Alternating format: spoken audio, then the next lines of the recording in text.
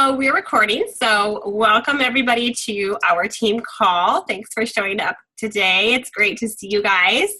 I'm super excited to talk to you guys about the New Leader Conference. So this was my first one that I've ever been to. And just so you guys know what this is, basically this happens every year.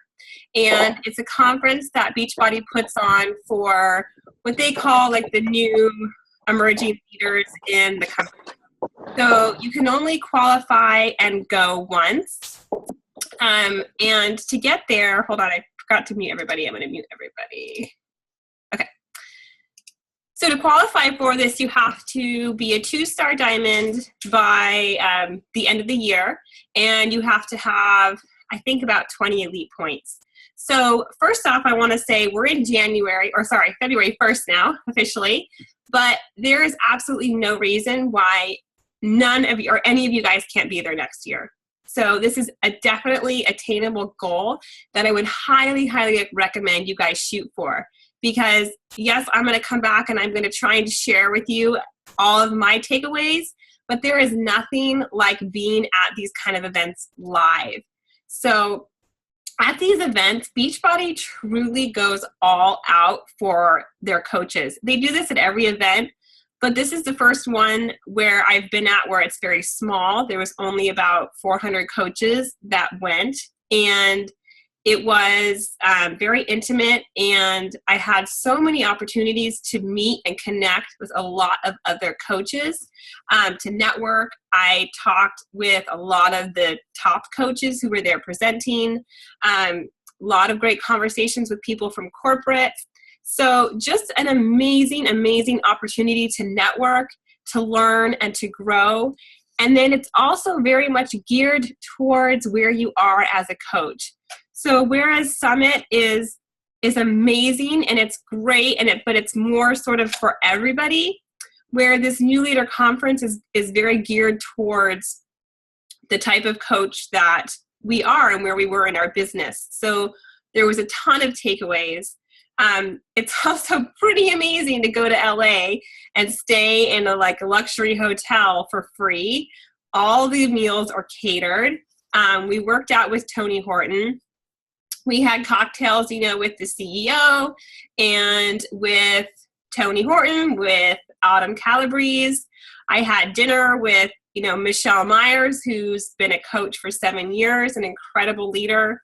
I was on a team building team with Bonnie Engel, who's now the number, I can't remember exactly her number, but she's in the top 10. So this was an amazing event and definitely one to set your sights on for next year. Okay, so I'm going to go ahead and sort of get into the meat of things. And the very first takeaway that I wanted to share with you was something that Carl Deichler, our CEO, said.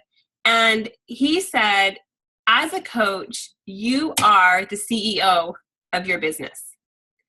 And that really struck home for me because I think so often we are coaches, we are our own boss, and it can be a double-edged sword, right? Because most of us are really used to operating in the employee-employer mentality, right? Where we show up to work and we get our list of things to do for the day, and we do them, and we check out and we leave.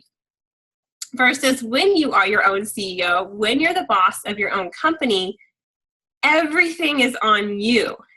So that can be very liberating, and it also can be very terrifying depending on how you want to approach it, because where your business is at is completely dependent on you. So what you do each and every day is completely up to you, right? We have this amazing opportunity to work from home, to set our own hours, to be our own boss, which means we could literally hang out in our pajamas all day long and do nothing. But if we do nothing, nothing happens with our business. So you have to really get the mentality that you are the CEO of your own company. And I was actually reading this book, or I'm currently reading this book, where he talked about he actually made himself company news or company stationery, and he would write out his list of things he needed to do for the day and send it to himself. And he had business cards, and that sort of helped him make that switch that he was the CEO of his own company. So whatever that is for you, I would definitely encourage you to find a way to make that mental switch for yourself. So you're not sort of sitting around waiting for somebody else to tell you what to do. Because yes, we're going to have all these great trainings that are going to give you the tools, but we're not going to be standing over your shoulder every day saying, did you invite today? Did you follow up today? Did you add new friends today? Because we are here as your mentor and your leader, but we're not here as your boss. So it's really important to be self-aware and to really sit back at the end of the day and say, you know, did I win this day? Did I give it my all today? Or did I slack off? You know, you have to basically rule yourself because you are what you do. And now there was a great analogy that one of the speakers did. It was actually Jeff Hill. And he talked about the hedgehog versus the fox sort of mentality. So the fox it's kind of similar to the tortoise and hare in a way, but the fox, you know, is very high energy and he's kind of all over the place and he gets very distracted by all the shiny objects. Versus the hedgehog, you know, he gets really focused on being really good at the fundamentals. So while the fox may seem really flashy, right, at the get-go, and he was going to go really fast, really far, he's going to burn out pretty quickly. Versus the hedgehog is always going to be there, and it's always going to be showing up. And he explained it sort of like when the hedgehog is to defend itself, right? It just curls up into a little ball, and then it just spikes everywhere, and there's nothing you can do.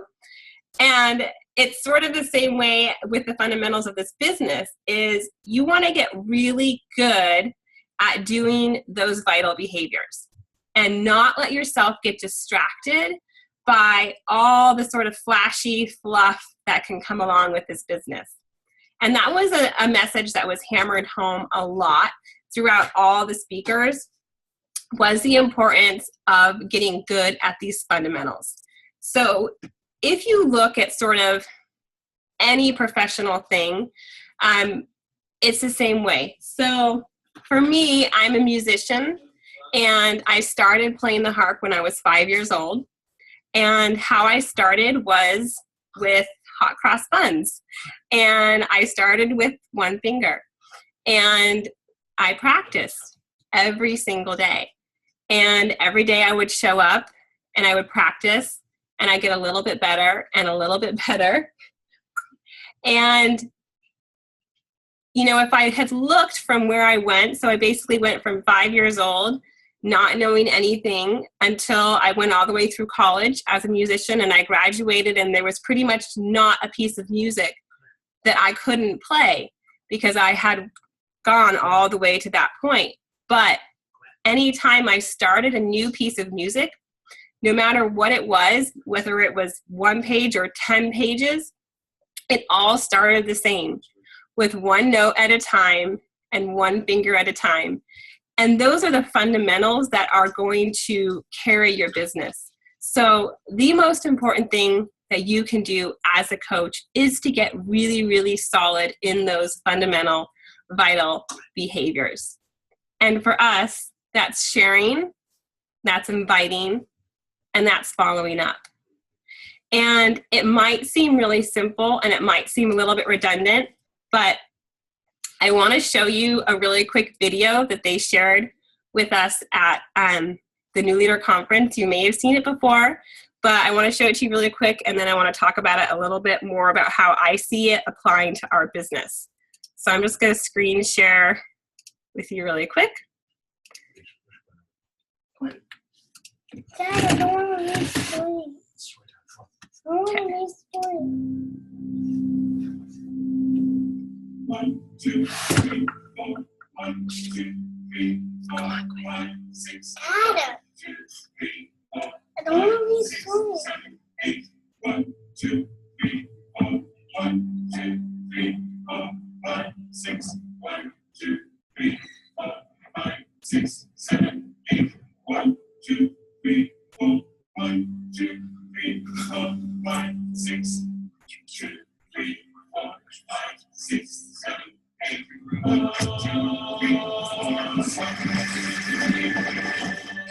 1,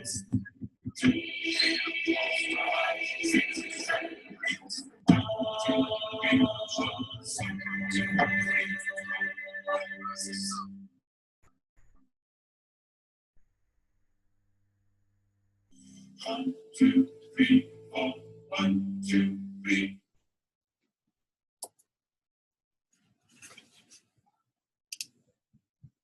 Okay, so I apologize for the people on the call. I realize you couldn't see that video, but go back and look it up on YouTube. It's an Under Armour commercial called Rule Yourself. And that video, for whatever reason, like literally always chokes me up every time I watch it, because seeing the discipline that these people put into their practice, for me, is amazing. And I feel like it really illustrates what I'm trying to talk about here, in that they didn't get to this point by one day just by waking up or just hoping like, man, I hope I can be a good ballerina. Like, no, they showed up every single day and they practiced and they practiced and they practiced the fundamentals. And for me, when I see that like wall of golf balls, you know, coming down, for me, I see that as, in coaching, as like a wall of invites and follow-ups and sharing, because the more that you do these behaviors, the better you get at them. So maybe when you start, your invites are all over the place, right? It's like if you're a golf ball, your balls are going everywhere. It'd be like me on a golf course, it'd be a disaster. But the more that you do them every day, the more that you practice them, the more that they get better and they get more accurate and they hit their target. And it's like the golf balls all coming together. And that doesn't happen if you don't show up every day. So it doesn't matter if you start at the beginning at ground zero, because we all started there. But what really matters is just showing up every day and practicing those fundamentals. So you're practicing sharing what you're doing on Facebook. And it might be really awkward and it might be hard, but you show up and you just do it anyways, because you know you're going to get better and better and better. So now I want to just move a little bit into a talk that Melanie Mitro, who's our #1 coach in the company, did about making the most out of your time. So now that we know, right, we need to be doing these fundamentals every day because that's what's going to grow our business. How do we make that happen? You know, we all have things in our life that are going to pull on us, right? We have little children, we have jobs, we have spouses, we have hobbies, we have so many things. So how can we be super effective with our time? So first off, you need to really look at your routine in a very honest way. And what I mean by that is look at your week, literally go into Google Calendar and schedule out your whole week. So put in everything that has to happen. And it may seem silly, but if you look at my calendar, I have wake up, work out, get the kids ready for school, and everything is blocked out. And why you do that, or I do that, and why we recommend you do that is because then you can find those pockets of time that are available. So you can find the time to work your business. And that might mean that you have to change up your routine a little bit. You know, for me, when I started, I was still working pretty much full time. So I looked at my schedule and I was like, all right, my time is 4 a.m. and 8 p.m. when my children and my family are sleeping, and my lunch break, and when I'm driving in the car. And so I took those pockets of time and I figured out how I could be most effective in them. So for instance, when I'm driving, I can do personal development. If I'm driving, I can schedule calls with my coaches during that time. During my lunch break, I can do things from my phone, like return messages really quick or add new friends. So really take a look at your schedule and see where are these pockets of time where you can be working. And then in those times, you want to establish your business hours, okay? So you're going to put in there this is my Beachbody time. And you're going to put a start time and you're going to put an end time. And when that start time goes, you start. And you actually are doing activities that are going to move your business forward, okay? So you also want to sort of recognize the time-wasting activities that you might be doing. So mindless Facebook scrolling in the news feed, we've all been guilty of that. I still, will catch myself doing that. So a really great thing, if you struggle with that, is an app that is called Kill Your News Feed. And you can get it in Chrome, and it basically blocks your whole news feed so you can't see it. So I always have that up when I'm working because, I'm only human, and I will get distracted and realize, oh my gosh, it's been 10 minutes and I've been scrolling the news feed and not doing anything. So that's okay. So another one, is hitting the snooze button. How many of us do that? The alarm goes off and we want to hit the snooze button. So getting accustomed to that, to waking up when you say you're going to wake up, it may seem simple, but you can save a lot of time just by doing that. Another one is reducing distractions. So we have so many notifications that go off around us, right? So most of us all have our cell phones that are always next to us. Facebook notifications are going off like crazy. And what that does is every time one of those goes off, it takes your it takes your focus away. And even if it's for a split second, like say you're in the middle of a conversation, you're typing it up, you're doing good, and you get a text. And you're going to look at your phone, you're going to read the text, you're going to decide whether or not to respond. And then by the time you get back, you have to sort of equate yourself with where you're at in the conversation, right? So all of that takes up time. So when I'm working in my power hour, I turn all my notifications off. So they're completely turned off in Facebook. Even on your computer, if you've noticed, it'll send you messages on the upper right-hand corner. So that's totally turned off. That's turned off for my email. My phone is on silent. And I am focused and I am working. And what that does is it allows me to go from one thing to the next in a very efficient manner. So we have our business activity tracker, or our power of 3. And I know we have a few new coaches on this call, and you may not know what that is yet, but don't worry, we'll get it to you in the training. But this is basically what we do to track our behaviors every day. And it helps keep us on track and keep us accountable. So I will just start at the beginning and work my way down. Now when I'm done, then I can go back and check my notifications and check my messages and check my text messages. But it's all in a very segmented time. So I can be a lot more quicker instead of sort of being like the fox, right? And like you're here and then you're here and then you're here and then you're here. And then next thing you know, it's been an hour and you're like, I didn't actually get anything done that's going to move my business forward. So turning the notifications off is really great. Let's see. Yeah, one thing is always asking yourself if what you're doing is actually vital to your business and actually moving your business forward. And there was a really great book. I read in a book one time, and this guy, he was a real estate agent. And he said he made this game with himself where he wanted to see exactly how much time throughout the day he was actually spending on business-related activities. So he had this stopwatch. And every time he started something that was actually going towards his business, he'd turn it on. And then he'd turn it off when he was done. And he thought, by the end of the day that his first time he did it, that it was going to be 9 hours of work. And when he actually looked back at the end of the day, I think it was like a total of 30 minutes. And it might have even been less.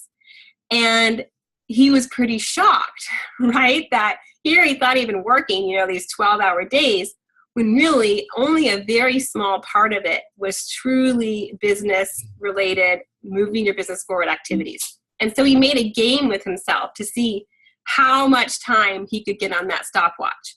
So if you work well under situations like that, that's another one to try. Now, it's also good to sort of look at the things we do as a coach and see which is the one that you like the least. You know, like which one makes you most uncomfortable? Which one do you feel like you sort of put off? And do that one first. So this comes from a book called Eat That Frog. And if you struggle with time management, that's a great book to read. And basically it says you want to do that very first one, or that very most scary one very first. That way it's done, it's out of the way, or else you're just going to keep procrastinating on it all day and most likely not ever get to it. And then with personal development, I find it most helpful to get this done when you're doing other activities that don't need your attention, immediate attention. So I always do it like when I'm folding laundry, or I'm doing dishes, or I'm driving, times where I can just put my headphones on and listen when I'm doing other activities, because sitting down to actually read a book does not really happen. So getting your personal development on audio is really helpful.